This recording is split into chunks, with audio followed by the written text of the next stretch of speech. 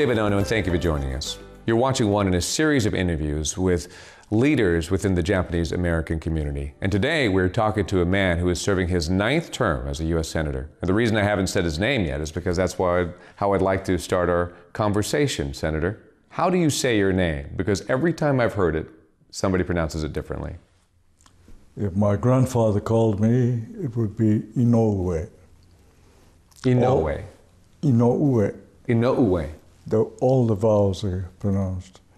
But most of my colleagues would say Inouye. Inouye. Yeah. Thanks for clearing that up. You've had a rather amazing life with so many accomplishments, from a brave and heroic war record where you won the Medal of Honor, to most recently, you and your unit have been awarded the Congressional Gold Medal. You are the first Japanese American to serve in the House of Representatives, the first Japanese American to serve in the U.S. Senate. As I said, you are in your 9th term as a senator, and you are 3rd in line right now to the presidency. With all this that you have accomplished, what would you call your greatest accomplishment? This may sound facetious, but I'm not. I'm just lucky, really. I had a feeling that that's what you would say. You have a modesty, kind of a Japanese modesty about you. How do you look back on your life, and how do you explain the amazing accomplishments that you've had despite luck? I mean, from your war record, which took incredible bravery, to the energy you have right now, a man who has been in the U.S. Senate for almost 50 years. Where does all this come from? It's beyond luck. Well, I was always reminded as a child that I was the eldest son of the eldest son, 6 generations. And my grandfather, who is a semi-literate person, like most farmers, who came over to Hawaii in 1899, September 27th. He was a proud man who could just sign his name, but beyond that, it was all memory for him. He gave me my name, King. As far as he was concerned, it meant the builder. And he always called me King. He never spoke English to me. I knew he spoke English, but he always spoke Japanese because he made it very clear he wanted me back in Japan to be the head of the household. So that's my very beginning. And for example, when I was 3 years old, like most 3 years old, I'm an active young fella, ran around, fell down and scraped my knee rather badly and started bleeding. And like most 3 years old, I began crying. He said very clearly, sternly, King, kimi wa samurai da yo, nakuna, which meant, King, you're a samurai, don't cry. And it's been a curse in many ways, because I've never cried or screamed or anything on pain. Never once since then. As a result, I have to caution doctors. They will ask you the question, does this hurt? And I would say, no, when it should hurt a lot. So I think we're going to revisit that and your ability to handle pain in a little while when we start talking about your war record. But King, and to build something. Clearly you have done that. Granted, you didn't do it in Japan, you did it in the United States of America, but you did it as a Japanese American. So I imagine that it's almost a self-fulfilling prophecy what he was saying to you. Well, I think he would not believe what he sees if he got back here right now. In a good way, obviously. He's probably, you've accomplished far beyond what he ever thought you would be able to accomplish. I would have to say yes. I want to talk to you a little bit about Congress today and your life in Washington. I imagine along the way, it kept popping up in your mind that everything you do, you're not judged as a congressman or a senator or a Hawaiian, but you're judged as an Asian or Asian American or a Japanese American. You have extra weight on your shoulders. Well, that's a reality in life. I'm well aware of that. And as such, I have to be extra careful because it's not a member of Congress getting into trouble. It's a Chinese American congressman getting into trouble, or Japanese American congressman. But very seldom would they say a French American congressman. I'm very sensitive to that. And as a result, you have to conduct yourselves accordingly and be careful as to what you say. There's very seldom phrases that emerge from my lips that are undiagnosed or unprepared. I'm going to ask you some things when it comes to modern issues that lawmakers are dealing with today. And just, you can be brief or you can expand. Gay marriage. How do you view that? I've been for it from day one. For example, in the Army, one of the bravest fellows we had in my company was gay. He didn't say so, but we assumed he was gay. He showed no interest in women. He very seldom spoke about women. He made no approaches, no advances. He was a gentle person. But in combat, any assignment, he did so brilliantly, bravely. He died with many medals. But we knew. And how can you disregard someone like that in later life?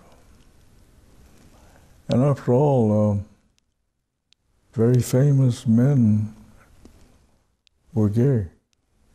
Alexander, the greatest military strategist in mankind's history, was gay. In fact, if my recollection is correct, one of the shoguns of Japanese history was gay. And you can find those incidents all over his history books. What about legalizing marijuana? That's an issue that's become really big in California. And eventually... For medical purposes, I would say, certainly. After all, everything else is legalized for medical purposes. But at this moment, to legalize marijuana would just exacerbate the drug problem. Because when you look at it, they usually begin with a little puff. I've read and I've seen interviews with you in the past that you had this wonderful life in Hawaii, but when Pearl Harbor happened, you felt it was over. Prior to Pearl Harbor, there was a lot of talk in the press about the disagreements we had with the Japanese and such. And we never thought it would end up in this fashion. But that morning was Sunday. Here I am dressing to get to church. Oh, that's a requirement in the household. And I had the radio turned on, as I always would, listening to the music.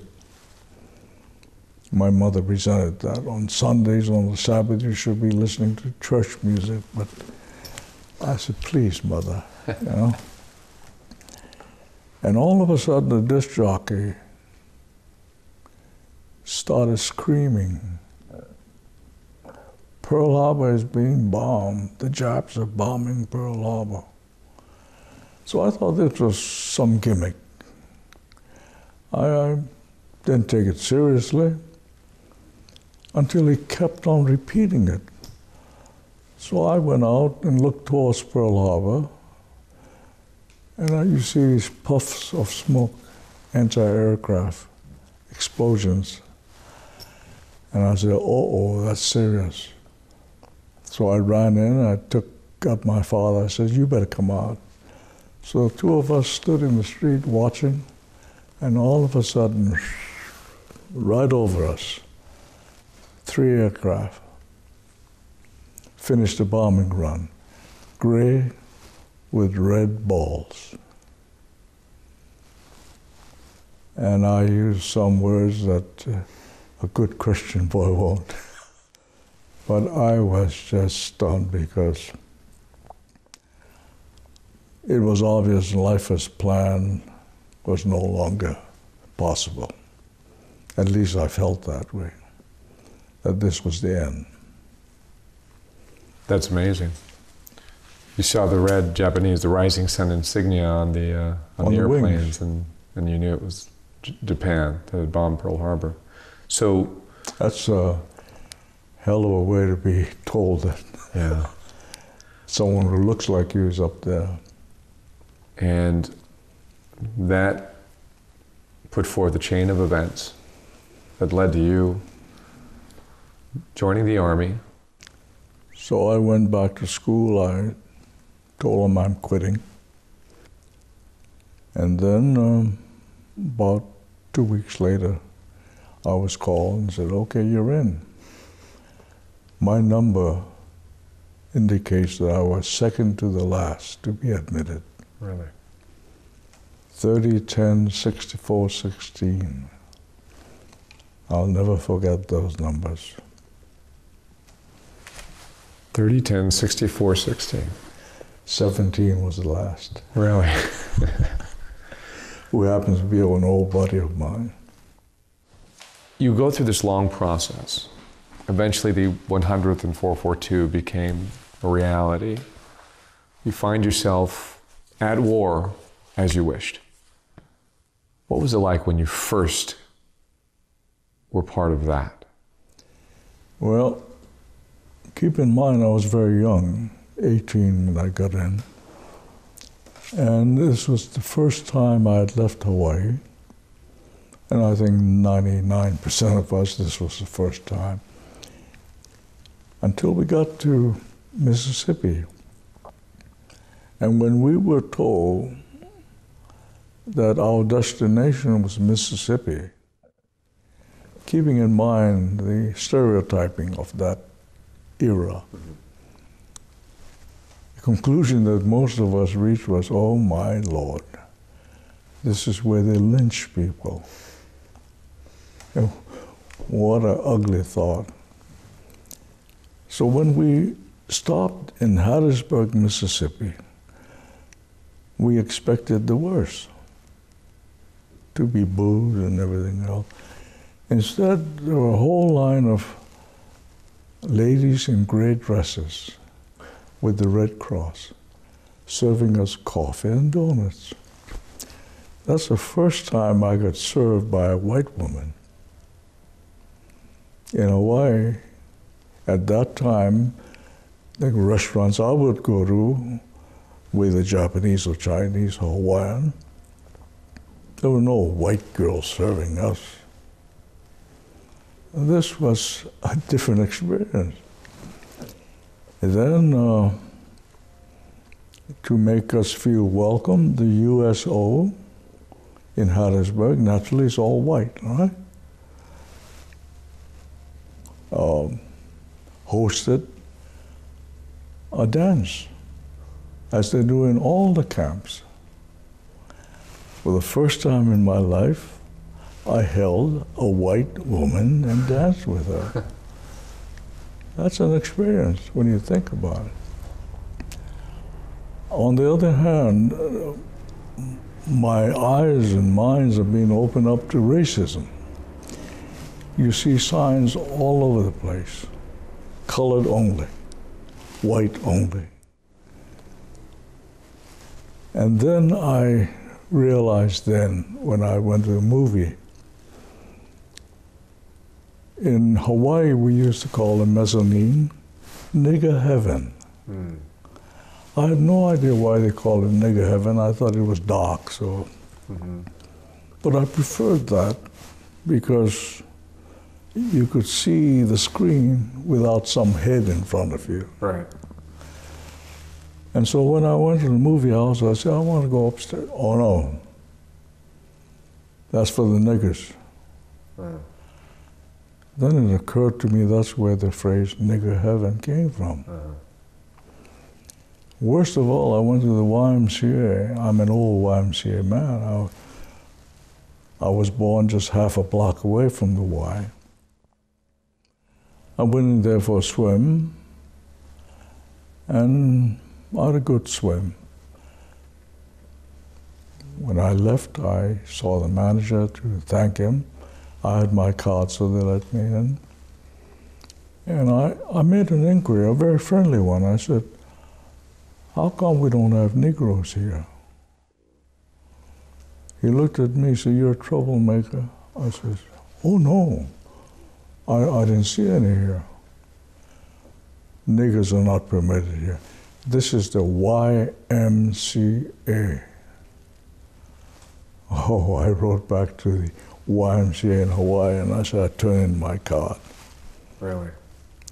But then I found that that was part of life there. Mm-hmm. So when you go on to war with the 100th and the 442, did it bother you that you were fighting for a country that segregated its people, put its Japanese Americans in concentration camps? Did any of that enter your mind when you were over in Europe sacrificing so much? Well, believe it or not, though we came from small villages and towns and such, we knew that this was a challenge.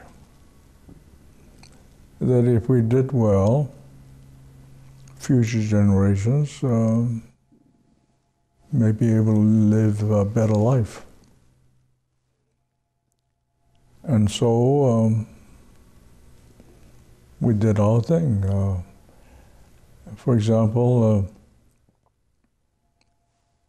on the morning of the first attack, I'm a sergeant at that time, a young sergeant, shaved once a week, three-striper. And so I sat down with my squad and I said, can I ask you guys a personal question? Yeah, go ahead. What were you thinking about last night? Because that's the night before the attack. And you would think that dramatically they would be thinking about getting wounded or killed or what have you. The answer I got from the 11 guys, basically the same, said in different ways. I hope I don't bring shame to the family. I hope I do not dishonor the country. That type. Not one came out and said, hope I don't get wounded or killed. All of them were concerned about honor, duty, which rather impressive, because you watch movies and that's not the way it is. And that was the opening, and that's the way it was done for the next year. So from what I recall, you were shot through the abdomen first, then you lost your arm, apart most of it, and you then eventually got shot through the leg. But along the way, it never stopped you, and you kept going. Can you recall that and describe it? Well, when I got hit through the stomach, I thought somebody had punched me. The force kicked me back. And I noticed no one around me, so I thought, well, I must have hit it with my elbow. And I kept on going. The guy in the back of me, he's my messenger. He carries the radio. He has to follow me wherever I go, telephone. He says, "Lieutenant, yeah, you're bleeding." That's when I realized I got hit. I put my hand there, blood came out. But I didn't feel pain. You didn't hurt. So I kept on going. And one thing led to another, and this arm flew off. And I must have been a grotesque sight, picking up the gun with my left hand. I was reading that even afterwards, what did they do? They carried you off, and then you woke up to find your troops around you, and you told them they'd get back to their positions. You've been in charge of many troops. You've won the Medal of Honor, but you say that that's not your greatest military achievement. So tell me what is. Oh, the fact that I was able to lead these troops into battle, and only one person died.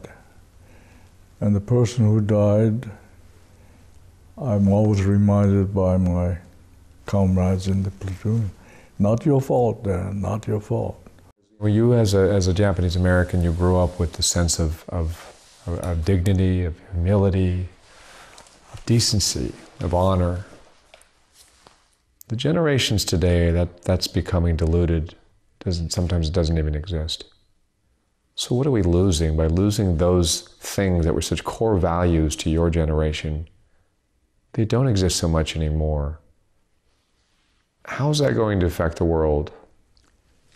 Well, in a sense, if you look at it the bright side, it's not too bad. I was brought up in a very racist world. At that time, I didn't realize it. But I was in a generation where you could not date a Chinese girl. It was a no-no. Korean, oh no. ETA, absolutely out. So now, my son is married to an Irish-German lady, good looking, everything. I've got a granddaughter, which is Japanese, German, Irish. 60 years ago, that would not have happened. And so I think it's for the good. You pay a price. And I think that price was a good one. So I see some people cry and say, oh, this is the end of the world, but this is just the beginning of a new chapter. This generation, the new generation, will see and say, oh my God, my great-grandparents did this. Might be good to remind them. And the inclination is such that you don't want to talk about it. You know, this may have been a glorious war, but having gone through this, you know, I'm against war. I voted against the Afghanistan war and the Iraq war, and I'm chairman of the Defense Appropriations Committee. There are ways of resolving problems. Yes, I agree that we should maintain a strong military to deter. Give us time to get together. But They have different ideas. And when I got in the Senate, 90% of the men had put on the uniform. It's a different generation. Mm-hmm. This has been a wonderful conversation, and I think we've kind of come to the point where I have one final question for you, and it's a very, very broad one, but since this is for young people who I'm sure who have learned a lot about you now, but do you have a final message for them today as they take their generation are soon to be the ones to run the world? Well, number one, stay healthy. Number two, keep an open mind. Don't just listen to one side. Listen to all sides. Number three, life is a learning process. Don't interrupt that process. Keep on learning. And fourth, every religion has one thing in common. They say it in different ways: do unto others as you would have others do unto you.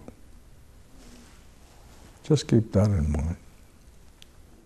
If you don't want to be kicked around, you don't kick around people. Very simple. Well said. Senator, thank you very much for joining us today. It's been a great conversation.